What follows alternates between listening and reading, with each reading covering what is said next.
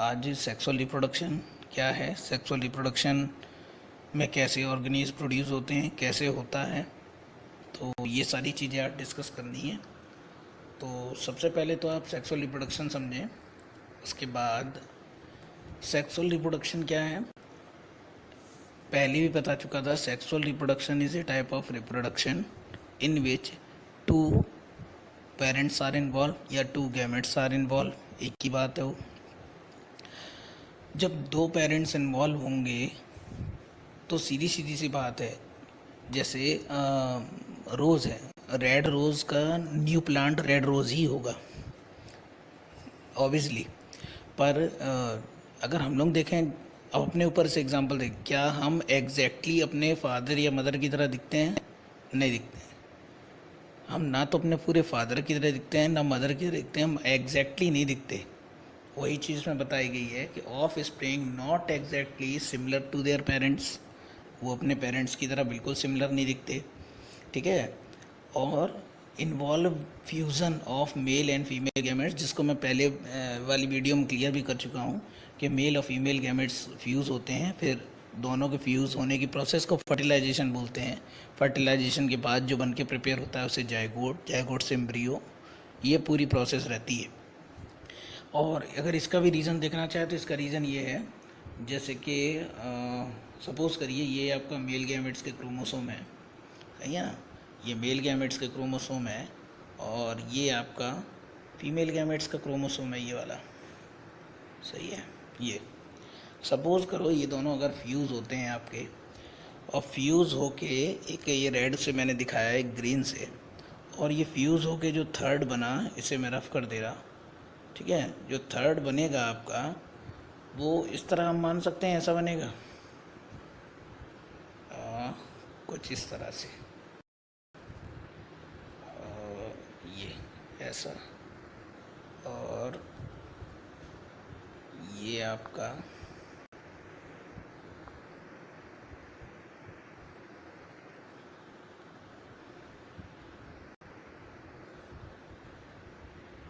ऐसा, क्या दिख रहे हो आप? ये वाला क्रोमोसोम है वो भी पहले की तरह सिमिलर नहीं रहा, पहले वाला एक रेड था एक ग्रीन था, ये भी पहले की तरह सिमिलर नहीं रहा। ये रीज़न होते हैं क्योंकि दो अलग अलग क्रोमोसोम इन्वॉल्व होते हैं, इसलिए जो ऑफ स्प्रिंग होती है वो एग्जैक्टली सेम नहीं होती पेरेंट्स की तरह। ये रीज़न होता है सेक्सुअल रिप्रोडक्शन में एग्जैक्टली सेम ना होना, ठीक है। अब आगे का एनसीईआरटी वो बेस देखते हैं क्या बात है क्या नहीं, फिर उसके आगे पढ़ेंगे हम। और ये किस किस में है, लोअर ऑर्गेनिज्म में होता है आपका, प्लांट में होता है, हायर एनिमल्स में होता है, ठीक है। तो यहाँ तक हम लोगों ने पढ़ लिया था कल, यहाँ से स्टार्ट करेंगे। Sexual reproduction involve formation of male and female gametes either the same individual by different individual and opposite sex. वही बात अभी जो मैं बता रहा था, सेक्सुअल रिप्रोडक्शन एक ऐसा रिप्रोडक्शन है जिसमें अपोजिट गैमेट्स यानी मेल एंड फीमेल अपोजिट हो गई, वो इन्वॉल्व होते हैं। दे फ्यूज़ एंड फ्रॉम जायगोट, अभी बताया था, ये भी बात बता चुका हूँ कि जायगोट प्रिपेयर होता है which develop into a new organism. इन्होंने एक नाम बीच में छोड़ दिया, एम्ब्रियो। एम्ब्रियो बनता है, एम्ब्रियो के बाद न्यू ऑर्गेनिज्म बनता है, एक ही बात है वो। It is elaborate complex and slow process, ये एक स्लो प्रोसेस है to a sexual reproduction because a fusion of male and female gametes is a result of offspring, they are not identical to the parents and among themselves, पर वो जो है आइडेंटियल नहीं होते। Study of diverse A plant and fungus so that they different and greatly morphology. और हमें ये sexual reproduction को इसके लिए पूरा पढ़ना है क्योंकि सेक्सुअल रिप्रोडक्शन फंगस एल्गी सब में होता है, और जबकि फंगस एल्गी ये हमसे दिखने में बिल्कुल अलग होते हैं, और जब देखने में अलग होते हैं तो इनमें रिप्रोडक्शन भी अलग टाइप से होता है। वो बात अलग है कि सेक्सुअल रिप्रोडक्शन हो, पर इनमें रिप्रोडक्शन वो होगा वो अलग टाइप से होगा, ठीक है। क्योंकि इनकी मॉर्फोलॉजी और एनाटॉमी दो वर्ड आते हैं। मॉर्फोलॉजी मतलब एक्सटर्नल स्ट्रक्चर और एनाटॉमी मतलब इंटरनल स्ट्रक्चर, हाँ। तो एक तो ये सेक्सुअल रिप्रोडक्शन हो गया, सेक्सुअल रिप्रोडक्शन में कैसे इन्वॉल्व होते हैं ऑर्गेनिज्म वो। उसके बाद and physiology, when it's come to a sexual mode of reproduction they share similar pattern and let discuss when feature are common and diverse organism all organisms have to reach certain stage grow a maturity their life before they reproduce sexually, and that the period of a juvenile phase. Juvenile phase क्या होता है? अब मैं तीनों एक चीज़ discuss कर दूं, उसके बाद ही आगे का यहाँ इधर पढ़ा है।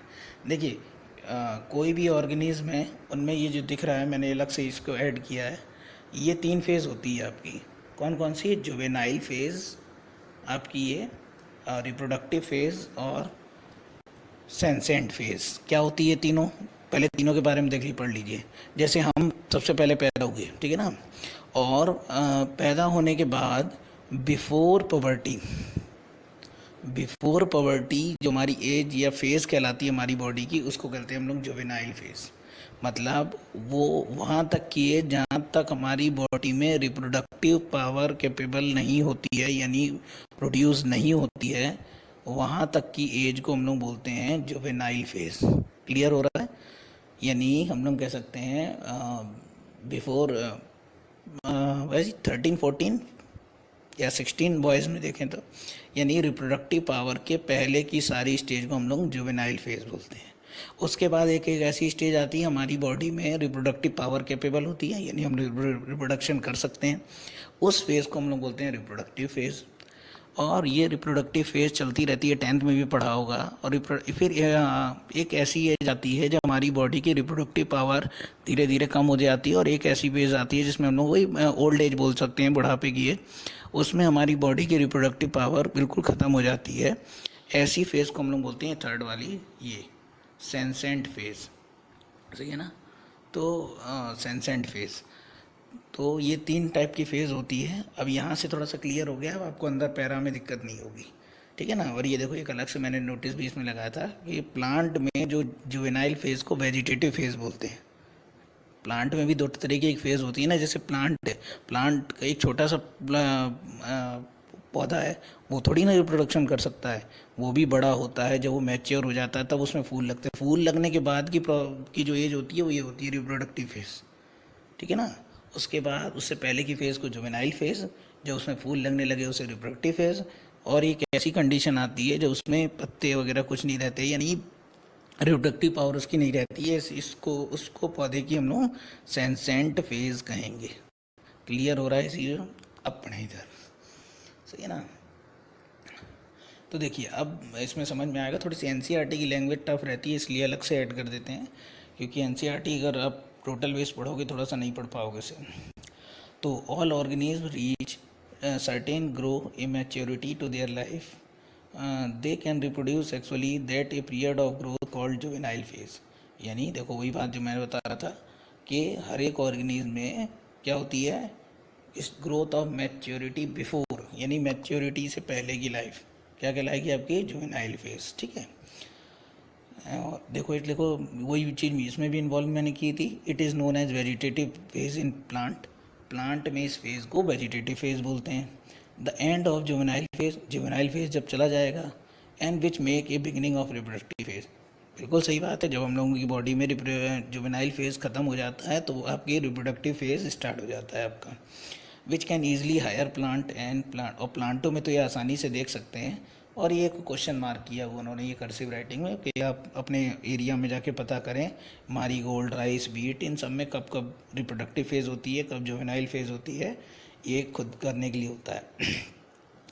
उसके बाद आते हैं, देखिए, observe a few tree in your area. आप अपने जाके एरिया में जाके देखें और कुछ ट्री को ऑब्ज़र्व करें, ठीक है।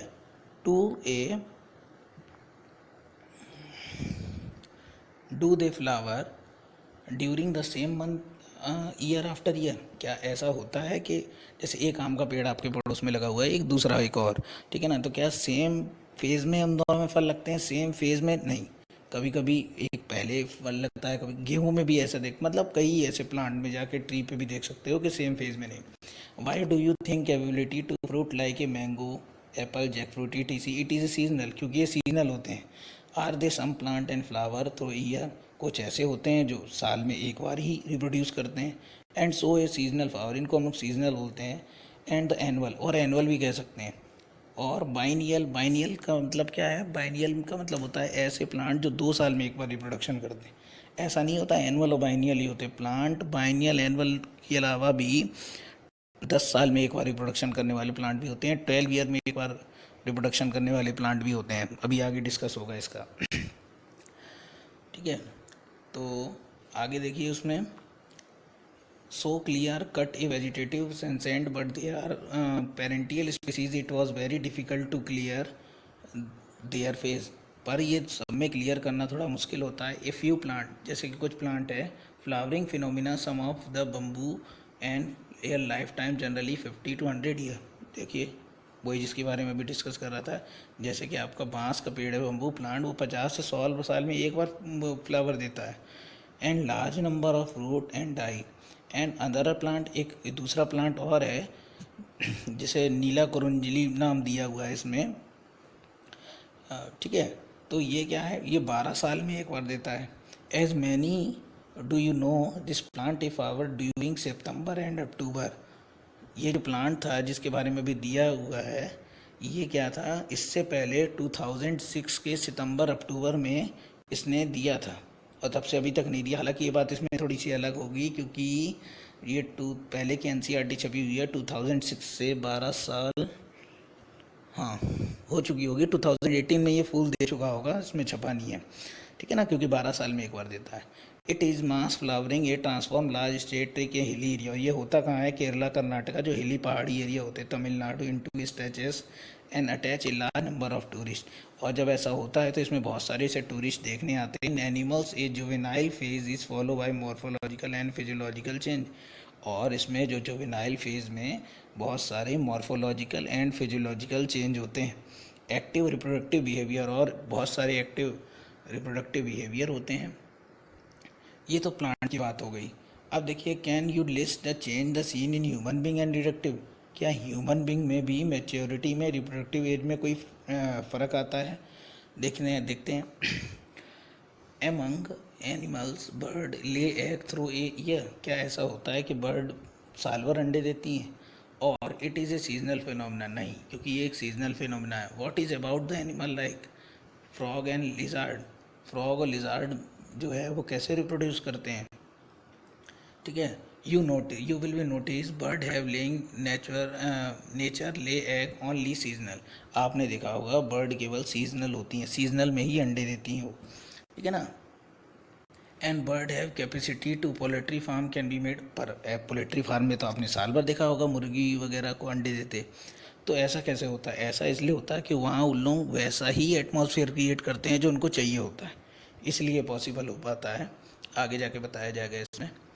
बट द कॉमर्शियल, वही है कॉमर्शियल पर्पस, क्योंकि ह्यूमन वेलफेयर में हम अंडे वगैरह हम लोग यूज़ कर रहे हैं, तो इन लोग क्या करते हैं, the female place intention Ben climate change and activity.